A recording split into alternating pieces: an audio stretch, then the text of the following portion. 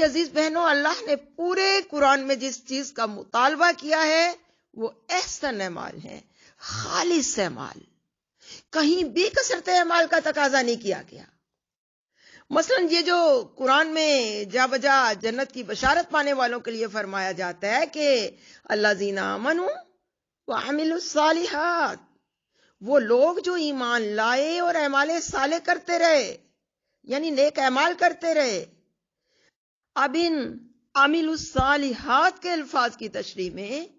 محترم نعمان علی خان صاحب فرماتے ہیں کہ ان سے مراد ہے گنے چنے مٹھی بھر تھوڑے سے مگر خالص ترین اعمال، اور اللہ کو یہی مطلوب ہے، انہی پر جنت کی بشارت ہے، بلکہ معیار بندگی بھی، حاصل بندگی بھی یہی ہے، جیسا کہ سورہ بینہ میں بھی ہے کہ وَمَا أُمِرُوا إِلَّا لِيَعْبُدُوا اللَّهَ مُخْلِصِينَ لَهُ الدِّينَ، اور ان کو اس کے سوا کوئی حکم ہی نہیں دیا گیا کہ وہ اللہ کی بندگی کریں تو اپنے دین کو اس کے لیے خالص کر لیں۔ پھر سورہ زمر میں بھی فرمایا کہ الا للہ الدین الخالص، ساری اطاعت، ساری بندگی، سارا نظام اللہ اور صرف اللہ ہی کے لیے خالص ہونا چاہیے۔ اسی لیے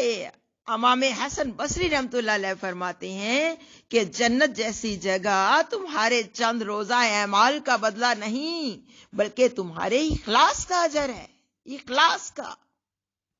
گویا اللہ کو اعمال کی کثرت سے، اس کی تعداد سے غرض نہیں، بلکہ اس سے معیار یعنی کوالٹی چاہیے۔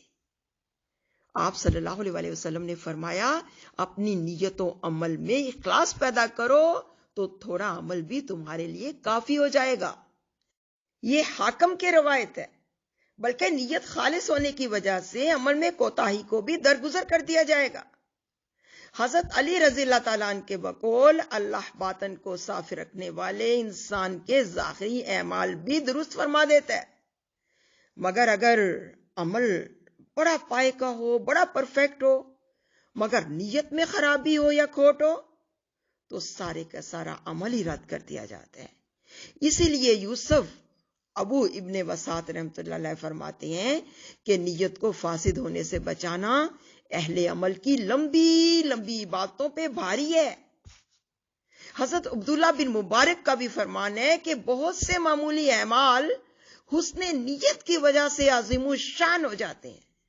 اور بعض اوقات بڑے بڑے اعمال صرف نیت کے فاسد ہونے کی وجہ سے معمولی بن جاتے ہیں۔ پھر اس کی سند میں بخاری مسلم کی روایت میں یہ بشارت بھی موجود ہے کہ نبی کریم صلی اللہ علیہ وسلم نے فرمایا کہ جو شخص کوئی نیک کام کرنے کی نیت کرتا ہے مگر کسی وجہ سے عمل نہیں کر پاتا تو اللہ تعالیٰ اس کے لیے کامل نیکی لکھ دیتے ہیں، اور اگر وہ اس پر پورا عمل بھی کر لیتا ہے تو اس کے نام 10 نیکیوں سے لے کر 700 نیکیوں تک بلکہ بے شمار نیکیاں لکھ دیتے ہیں۔ بے شمار نیکیاں کس حساب سے بھلا؟ حسن نیت کے لحاظ سے، اخلاص کی شدت کی نسبت سے۔ مزید فرمایا کہ اگر کوئی شخص کسی برے کام کی نیت کرتا ہے مگر عمل نہیں کرتا، یعنی صرف نیت کر کے ہی رہ جاتا ہے، تو نہ صرف یہ کہ اللہ تعالیٰ بری نیت کی وجہ سے اس کی پکڑ نہیں کرتا،